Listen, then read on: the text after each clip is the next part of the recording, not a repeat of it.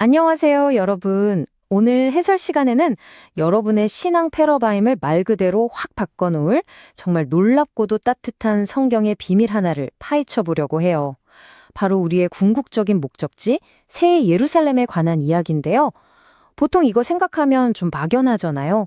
오늘 그 진짜 의미에 대해 제대로 한번 다이빙해 보겠습니다. 오늘 우리가 함께 살펴볼 흐름은 이렇습니다. 패러다임의 전환부터 시작해서 어린 양의 아내, 완성된 성전, 완성된 하나님 나라, 완전한 형상, 그리고 최종 성취까지. 전혀 어렵지 않게 물 흐르듯 자연스럽게 짚어볼 테니깐요. 편안하게 따라와 주세요. 자, 그럼 첫 번째, 패러다임의 전환부터 시작해 볼까요? 우리가 새 예루살렘을 어떻게 이해해야 하는지 그 관점부터 새롭게 세워보죠. 영성민 목사님의 설교의 놀라운 관점에 따르면 우리는 천국에 대한 기존의 생각 완전 리셋해야 합니다. 사실 우리 솔직히 말해서 새 예루살렘 하면 내가 죽은 다음에 가는 번쩍번쩍한 황금집 이렇게 생각하기 쉽잖아요. 그런데 진짜 충격적인 사실은요. 그게 어떤 물리적인 장소가 아니라는 거예요. 그럼 뭐냐고요? 바로 예수님의 피로 구속받은 저와 여러분, 즉 살아있는 성도들의 최종적이고 가장 영광스러운 모습 그 자체라는 겁니다. 완전 놀랍지 않나요? 이걸 아주 쉽게 우리 생물학적인 성장에 빗대어 설명해 볼게요.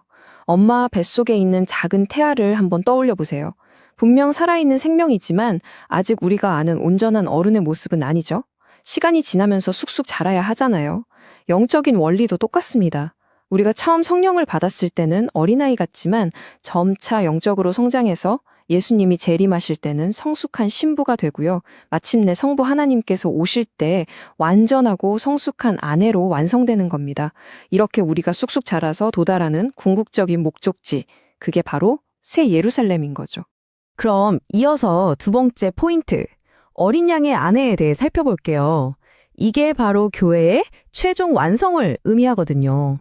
요한계시록 21장 9절과 10절에 따르면 아주 명확한 증거가 나옵니다. 천사가 사도 요한한테 이리 와봐. 내가 어린 양의 아내, 즉 신부를 보여줄게 라고 하거든요.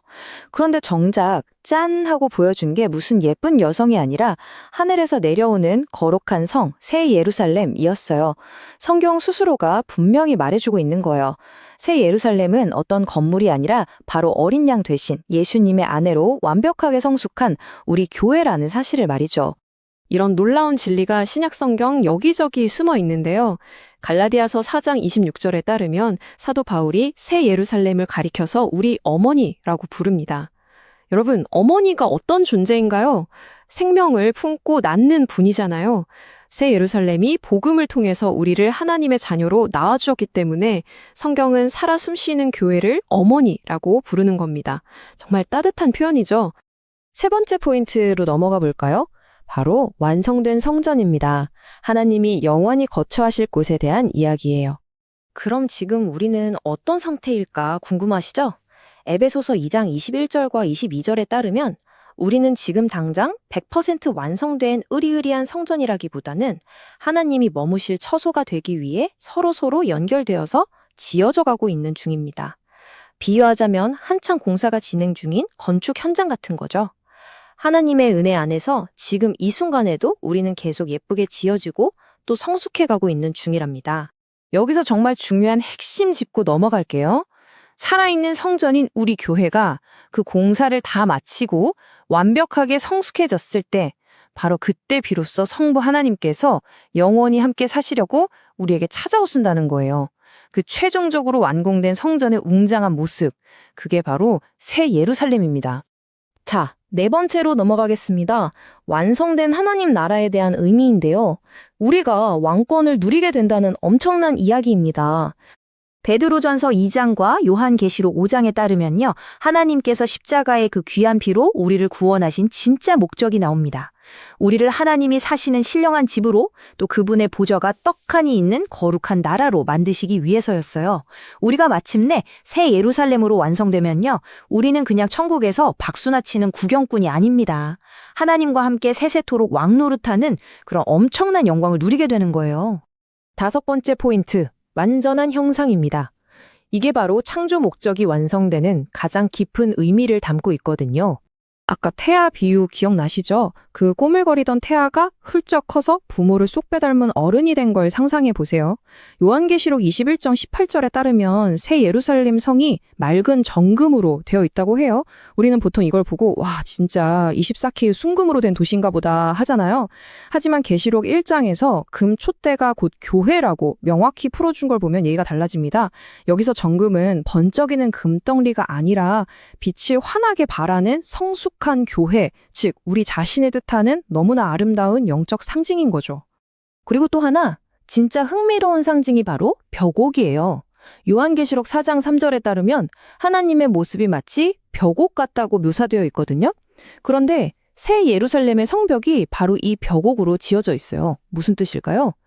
교회가 너무나 완벽하게 성숙해서 눈에 보이지 않는 하나님의 그 찬란하고 영광스러운 모습을 세상에 100% 완벽하게 반사해서 보여주는 존재가 되었다는 뜻입니다.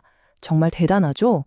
이 모든 퍼즐 조각을 맞추다 보면 우리는 결국 구속사의 맨 처음 창세기로 돌아가게 됩니다.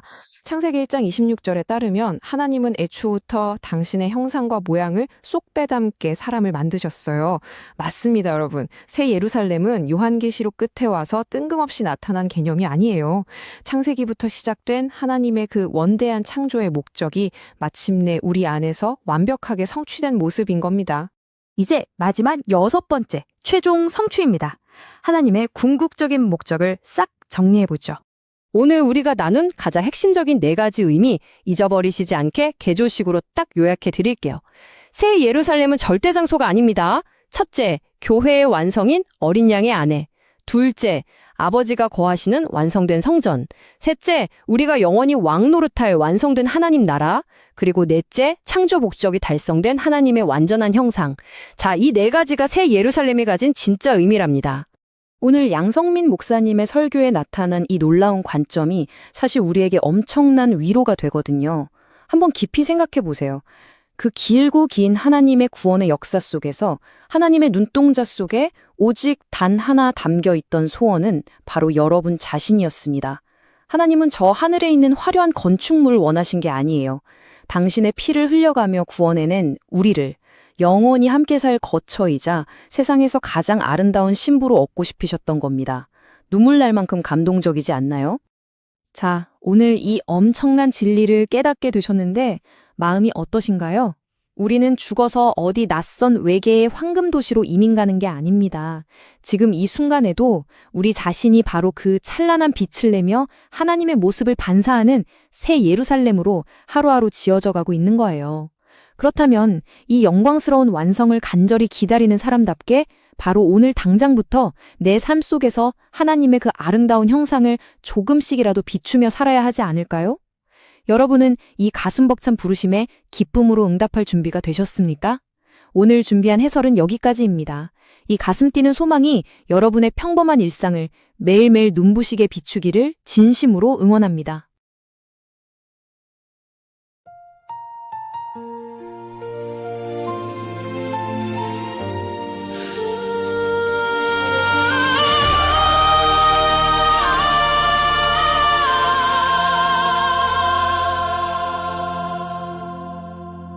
태초의 침묵을 깨는 생명의 시작 성령 하나님 오시네 장세의 침묵 속에 감춰온 신비 만유보다 깊은 영원의 비밀 성령께서 내 영혼의 성소에 임하여 오실 때 세속의 때를 벗은 순결한 처녀로 나를 일으켜 세우시니 내 안에서 새 예루살렘이 싹트기 시작하네